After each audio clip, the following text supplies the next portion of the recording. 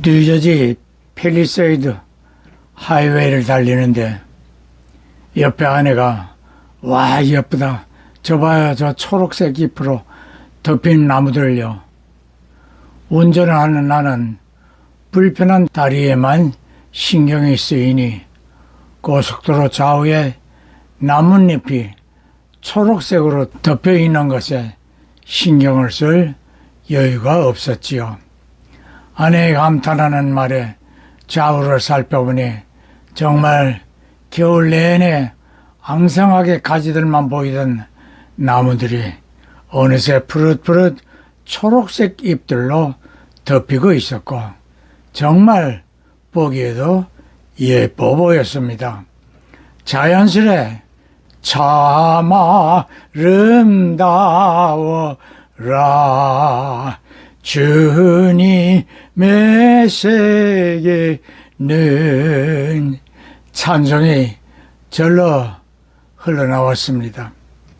수년 전에 아내와 함께 서부 유럽 여행 중에 이태리에서 로마를 거쳐 폼페이를 들렸다가 소렌토에 가 배를 타고 카프리섬 옵션 투어를 한 적이 있었습니다.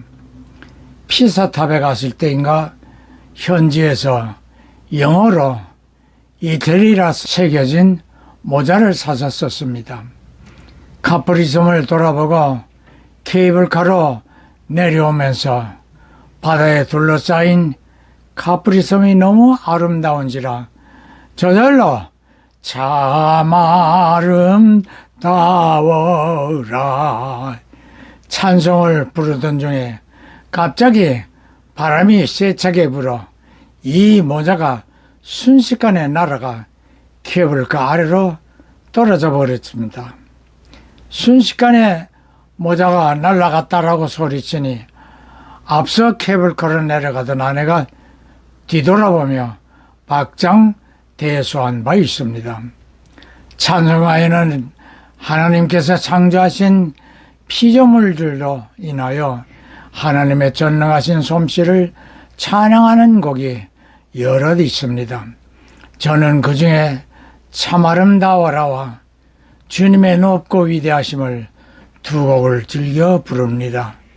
두 찬송가 내용 중에 아침해와 저녁놀, 산에서 부는 바람과 잔잔한 시냇물들이 이것들을 지으신 주님의 솜씨를 잘 드러내고 있으며 주 하나님 지으신 모든 세계 역시 하늘의 별 울려 퍼지는 내성 숲속에서 지저귀는 새소리들과 그랜드 캐년의 어마무시한 규모를 지상의 한 포인트에서 이해한다는 건 너무 큰 욕심일 것입니다. 이 정도는 쓸 수 있거나 탈 기회가 있거나 날씨가 허락한다면 얘들 말로 must do, 우리말로는 안 하면 손해인 경비행기는 반드시 타기를 바랍니다. 하늘 위에서 녹색으로 흐르는 콜로라도강, 고원지대의 카이밥 숲을 내려다보며 그랜드 캐년의 놀라운 경치와 자연의 웅장함을 제대로 느낄 수 있는데 비행시간은 약 1시간 정도로 사우스림에서 출발하여 노스림까지 한 바퀴 크게 돌고 돌아오는 코스로 주니 코리도, 포인트 임페리얼, 콜로라도강과 리틀 콜로라도 합류 지점, 카이밥 플래토, 카이밥 구기림의 우거진 초목 등 사우스림의 주요 명소 위를 볼 수 있습니다. 일반 비행기와 달리 창문도 훨씬 큰 사이즈이며 사진 촬영에 방해가 되는 날개는 비행기 상단에 장착되어 시야를 방해받지 않고 심지어 한국어로 설명도 들을 수 있다고 하니 한 번만 더 쓰겠습니다. 고요하게 흐르는 시냇물 이들 모두가 주님의 높고 위대하심을 찬송하는 내용이 아니겠습니까? 10여 년 전에 그랜드 캐년을 여행했을 때에 입구를 지나자 그랜드 캐년이 펼쳐졌습니다. 그랜드 캐년의 장엄한 자태가 눈앞에 펼쳐지는데 저도 모르게 주님의 높고 위대하심을 내 영혼이 찬양하네 찬송이 역시 저절로 나왔습니다. 정말 그랜드 캐년은 우리의 시선을 압도하며 좌우로 끝없이 펼쳐지는 장엄함을 자랑하고 있었습니다. 서유럽 유행 시에 프랑스 최고봉 알프스인 몽블랑 정상까지 연결된 케이블카를 타고 올라갔습니다. 역시 끝없이 펼쳐진 알프스 산맥을 눈앞에서 마주하니 역시 저절로 주님의 높고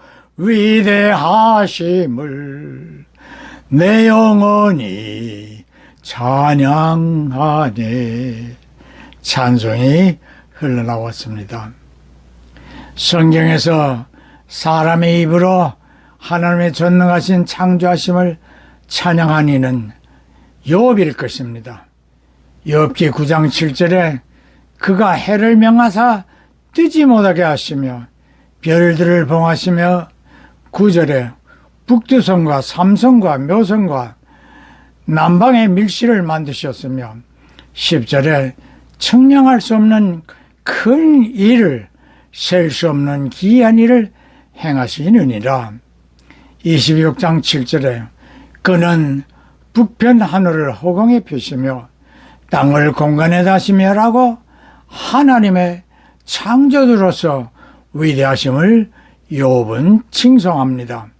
사랑하는 성도 형제 자매 여러분, 성도들의 눈과 귀는 영적으로도 민감해야 합니다.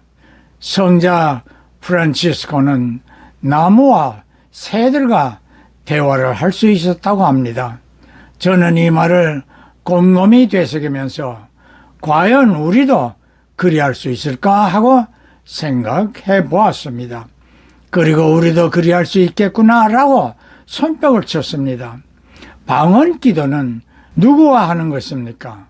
내 영이 마음으로 성령님의 감동을 받아 하나님과 교통하는 것입니다. 내 마음으로 기도할 때 하나님께서 응답하고 계시나요? 물론 하나님께서는 들으시고 응답하십니다만 방언으로 기도하는 분이 하나님의 응답하심을 모두 들을 수 있을런지요? 마음으로 감동이 되고 생각으로 하나님의 응답하심을 깨달을 수는 있습니다만 모두가 다 그렇지는 못할 것입니다. 바로 그것입니다. 성자 프란치스코가 새들과 대화할 때에 새들이 무엇이라 답하는지를 다 알아들을 수 있었을까요? 역시 성령님께서 감동하시어 어떤 대답을 하는 것으로 이해할 수 있지 않았을까요? 생각으로 다른 피조물인 나무잎들이나 꽃들이나 새들과 대화할 수 있다고 마음으로 생각하고 한번 대화를 시도해 보십시다. 식물학자들의 연구 결과 식물들에게 매일 아침 예쁘게 잘 자라라고 인사를 해주면 그러지 않는 식물들에 비해 월등하게 잘 자라게 된다고 합니다. 그렇다면 저와 여러분은 식물들에게 그러지는 못할지라도 자녀들을 위하여 매일 아침 축복을 해주는 것이 마땅하지 않을까요? 에베소서 6장 1절로 3절입니다. 자녀들아 너희 부모를 주 안에서 순종하라. 이것이 옳으니라. 네 아버지와 어머니를 공경하라. 이것이 약속 있는 첫 계명이니 이는 네가 잘 되고 땅에서 장수하리라. 사랑하는 성도 형제 자매 여러분, 여러분의 자녀가 잘 되기 바라신다면 이 말씀을 어릴 적부터 귀에 못이 박히도록 일러줘 보세요. 반드시 그 자녀들은 여러분에게 효도하고 세상에서나 교회 안에서 잘 되어질 것입니다. 성경에 약속이 있는 계명이기 때문입니다. 하나님께서 제일 잘 창조하신 피조물은 인간입니다. 인간을 만드시고 심히 좋아하셨다고 하셨는데 원어의 의미는 보라 얼마나 보기 좋은가 라고 참 아름답구나 입니다. 우리가 다른 피조물을 보면서 참 아름다워라 라고 창조주를 찬양하고 있을 때야 하나님은 그러한 성도들 한 사람 한 사람을 바라보면서 보라 얼마나 아름다운가라고 심히 좋아하신답니다. 예, 아멘, 할렐루야.